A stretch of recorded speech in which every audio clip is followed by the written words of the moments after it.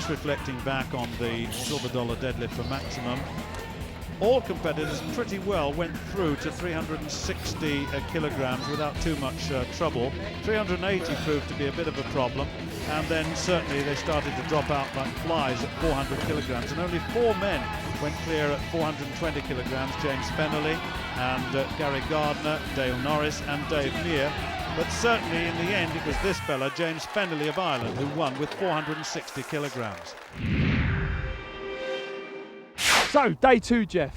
Yep. After last night, we had a little rest, but they got us some making up to do today, I believe. Yeah, we had a lot of health and safety issues yesterday, obviously in the dark and stuff. So, first event today, we got the winch, which is here, which is this winch apparatus, and they've got to pull the bus towards them. So it's like a capstan winch on a ship. What muscles are they using, do they need here? Well, it's all deltoids, forearms, a bit of endurance as well, but they've got to get the whole body in, because a real burn. The actual burn, will kick in because of the actual circumference of the wheel. So they have to get it all the way over the line. It's the fastest time. Yeah, 20-metre course, fastest time available. If they don't actually complete the course, it's the best measured distance.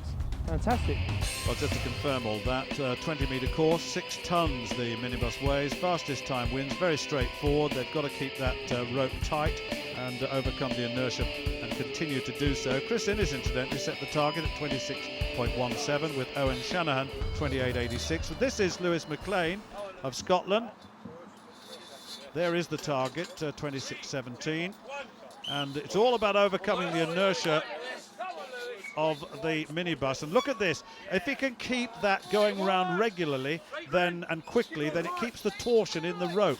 The rope has got to stay tight. If it goes loose, then you've got to overcome the inertia of the minibus once again. So this is better. This is much better. He's got it going now. He's got to keep it going all the way. It's the number plate over the line that gives the timer the opportunity to press the stopwatch, and that is better.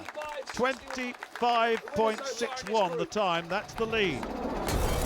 Well, Liam O'Sullivan is next, and there's the target. And remember, this is day 2 because of the darkness the previous night.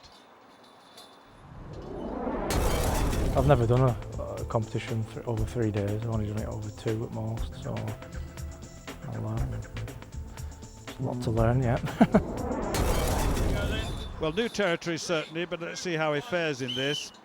He's got to really make this move very quickly. It's those first few movements that are the most difficult here. It's quite a wide-ranging winch as well, but this is good, this is better. He's certainly got it moving quite well. If he can maintain that rhythm, then he's got a very good chance of challenging this. 25.61 to beat. Watch the clock. It's going to be very close. The number plate over the line, that's it, he's there. And it is quicker, 25.36, so he moves into the lead. The new champ in this group, 25.36. Well done, Liam. You could hear that. Not yet, though. Gary Gardner of England. He comes in next. I wonder how he fuels his body for these competitions. 6'9". Breakfast porridge, chocolate bar, a couple of bags of crisps. About 7:30, 10 o'clock, a couple of sandwiches. A couple of drinks, and then have a meal at dinner time, a few snacks for the afternoon, then a protein shake and a meal at night. I have a quite physical job, so I'm always lifting and carrying at work, but I've tried to do a bit of cardio once a week, but mainly that, just conditioning work really, maintaining what I've got. And he's got quite a lot actually. Now his height should help a little bit here.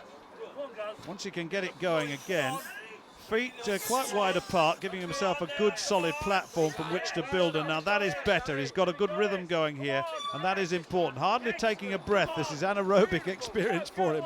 He's not using the oxygen, he's using sheer muscular power, taking the odd breath when he can, and he's got it moving well. That is quick. That's very much quicker. 23.56 the time. He's the new leader. Dale Norris, now then, currently in 3rd place overall, one of the real contenders for this title.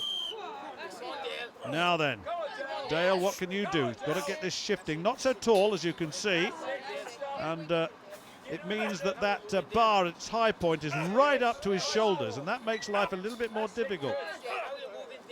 Got it going, though, now. Not quite the rhythm we saw from Gary Gardner, though, but here it comes. 6 tons of minibus. Over the line it is, and it's, well, you saw on the clock that it's outside 26. 26.67.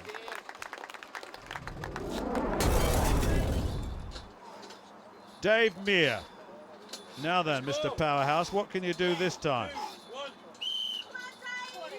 Got to really get it going again. Those first boom movements are so difficult, they really are. But you can always tell how well they're going by what sort of tension there is in that rope. He knows that, he can't afford to stop. Once you've got the rhythm, you've got to keep going.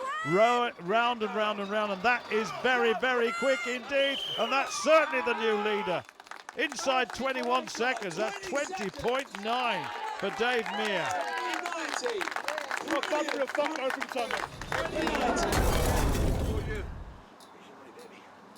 James Fennerly now, currently 4th overall, needs to beat 20.9. Now that is tough.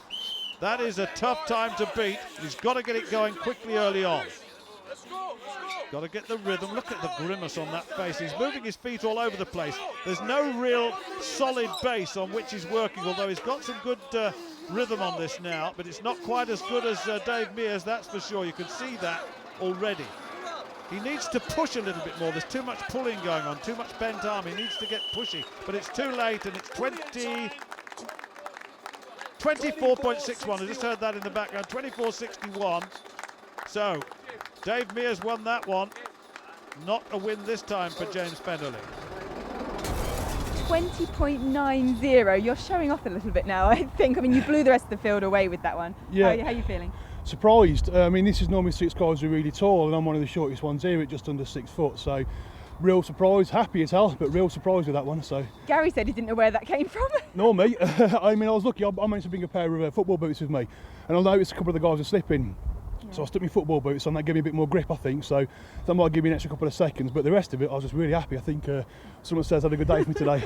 Well, I did notice you were really grounded. I mean, some people were sort of running around all over the spot, but your feet were pretty much stuck. Was that due to the boots? Just a good choice? A lot of it, I mean, I've done this for about 3 years ago when we came here before, so I couldn't really remember the technique, so I was watching all the other guys, I was trying to see where they were keeping their feet, and obviously I was one of the last ones to go up, and there's quite a lot of marks on the floor, so I sort of used the marks on the floor to gauge where they were pulling from, and just went for it, closed my eyes and just kept on going. I looked up and the bus was here, so I just kept on going until someone said he'd stop. Well, let's have a look at the board then. 20.9, way ahead of Gary Gardner, 23.56, and James Fennerly, 24.61.